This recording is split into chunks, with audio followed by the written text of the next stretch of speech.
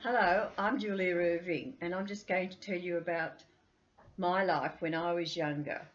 I was brought up in the 40s and 50s, and my earlier days were spent on a 6,000 acre farm. I was brought up in a family of 7 children, and we used to go outside and build cubby houses on the dam bank. We used to collect all these branches off the trees and old bags and things and whatever we could find. We had horses, which we rode regularly around the farm because it was such a big property. It was great because we could do that. We rode push bikes and we used to have races on the push bikes.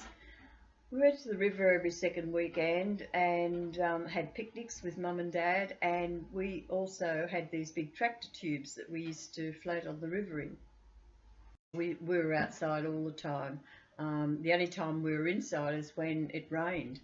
Um, Mum used to shoot us outside all the time because she didn't want us under her feet.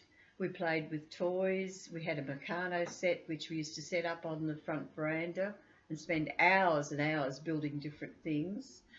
When it rained, we had card games that we used to play. We used to play euchre, patience, crib, whatever was going.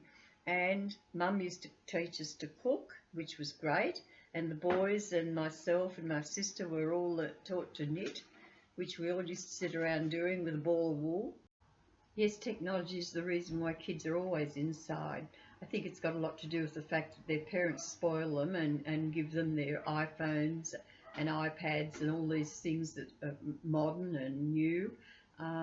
It's a shame really because the children spend most of their time inside and they're not outside in the healthy, playing, and they should be interacting with other kids instead of sitting on their phones all day playing games and texting each other, and then they go inside and they play their Xboxes and their computer games, and then they spend most of their time on TV, watching their TVs after they've finished with their phones.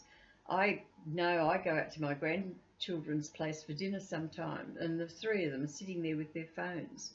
It's quite antisocial, really. You never see kids in the street anymore playing footy or playing chases or even riding their bikes. It's sad really because it was a much healthier lifestyle when I was younger.